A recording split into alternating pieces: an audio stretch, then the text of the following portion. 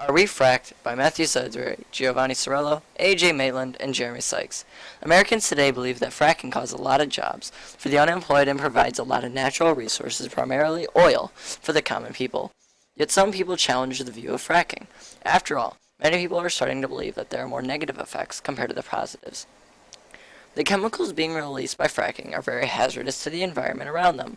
These chemicals being released are truly hazardous to our life. These are typically airborne or waterborne and can cause serious issues and could cause danger to both the people in the surrounding area, but also many natural wildlife there.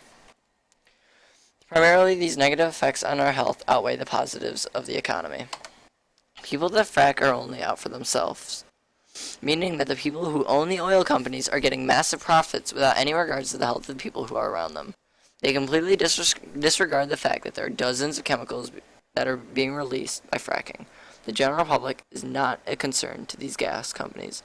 Profit is. Big ticket companies such as BP, Shell, and ExxonMobil use fracking as a means to push out massive profits that would have otherwise been unable to have been earned without the use of fracking and contaminating the water supply of civilians.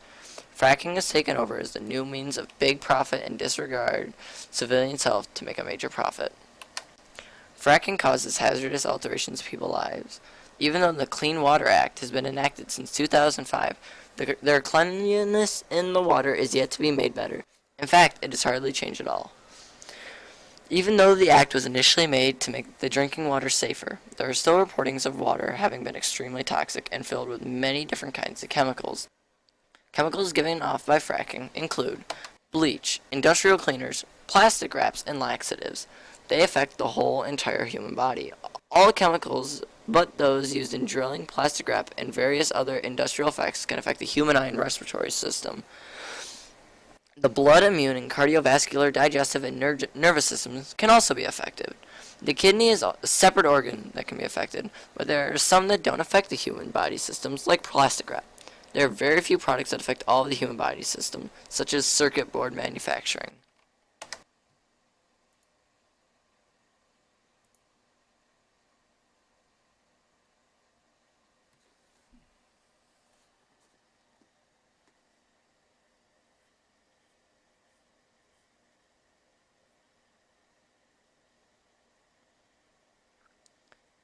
So as you can see by this video, this lady in Texas is lighting the water on fire by using a match because of the amount of methane that is inside the water due to the fracking rigs that are nearby her house.